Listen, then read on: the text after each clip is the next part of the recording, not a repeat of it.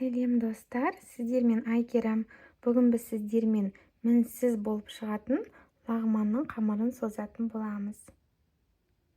Қамырына ұн, бір жұмыртқа, тұз және су қажет. Су салқындау болғаны дұрыс. Сол кезде қамырымыз қаттырақ иленеді да, езілмей пісетін болады. Ең алдымен суымызға тұзымызды саламыз. Менде мына жерде бір ас қасық тұз.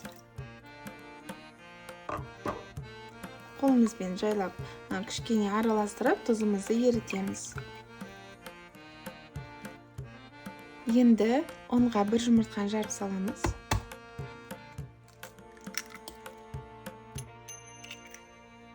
Жұмыртқаны осылай ұнымызға араластырып жібереміз. Енді суымызды аз-аздан қосып отырып, қаттылау қамыр илейміз. Қамырдың қаттылау илену үшін суды азырақ қосамыз.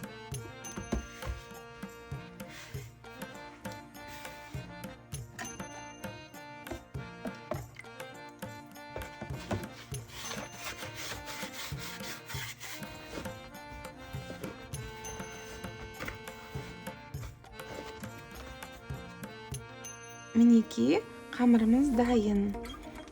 Қаттырақ болып шықты. Енді бір жарты сағатқа салапанға орап, тындырып қоятын боламыз.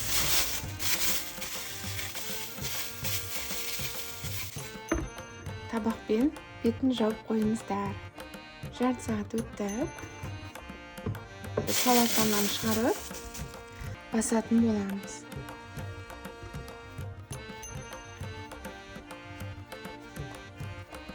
Мінекей дайын. Енді осыны тағы да бір 15 минутқа қойып аламыз. Мінекей, бір сағаттың көлемінде қамырды 3-4 рет илеп алдық. Қамырымыз дайын, жұмсады. Енді қазір осыны қолымызбен осылай басып, үлкейтетін боламыз.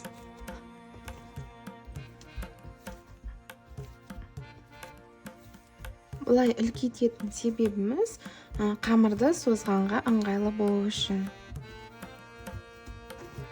Мінекей, кішкене осылай үлкейтсек жетеді. Енді пышақпен осындай орташа етіп барлығын кесіп шығамыз.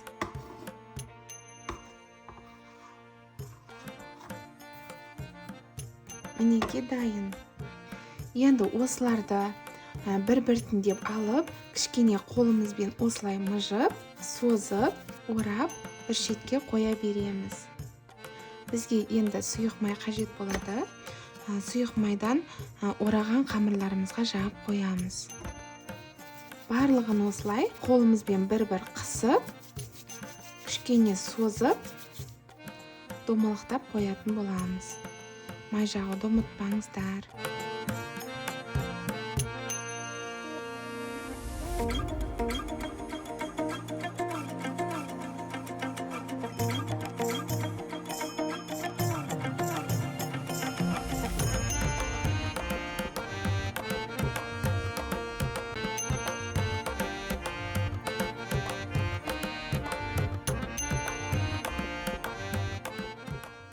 Мінекей дайын. Енді бетін құрғақ орамалмен жауып, бір 10-15 минуттай тындырып аламыз. 15 минуттай өтті. Енді қамырларымыздың барлығын шетке алып қоямыз. Қамырларымызды созып бастаймыз.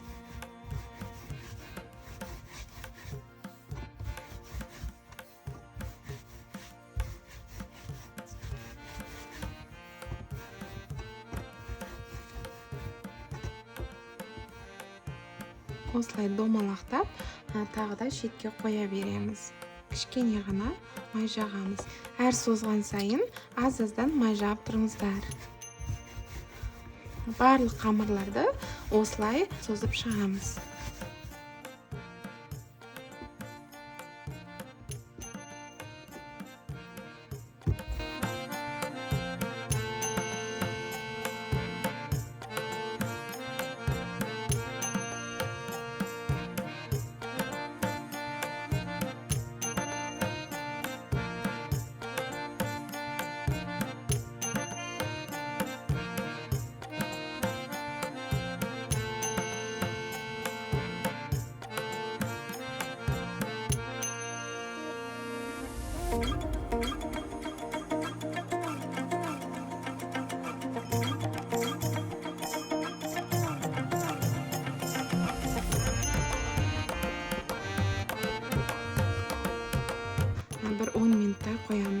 осылай созған кезде бір 2 рет тындырып орамалмен жауып қойсаңыздар, ары қарай жақсы созылатын болады.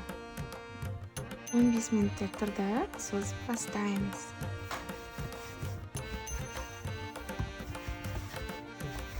Қамырымыз жіңішке болғанша осылай қайталап соза береміз. Домалақтамай осылай қоя берсеңіздер де болады.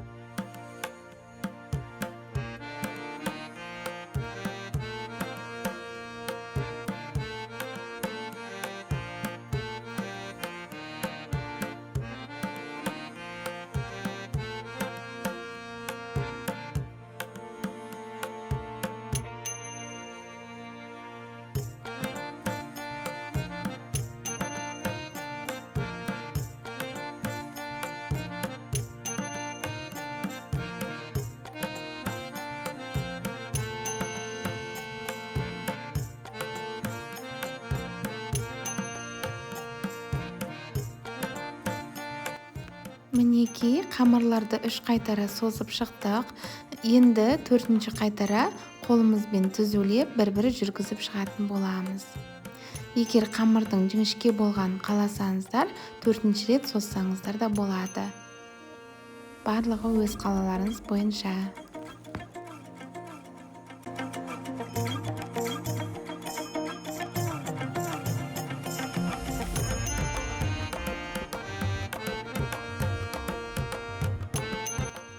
Енді қамырды екі қолымызға кезек-кезек іліп шығамыз.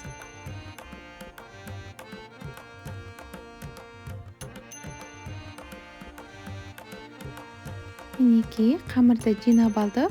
Енді 2-3 қайтара столға ұрамыз. Шетке алып қоямыз. Барлық қамырларды осылай жасап шығамыз.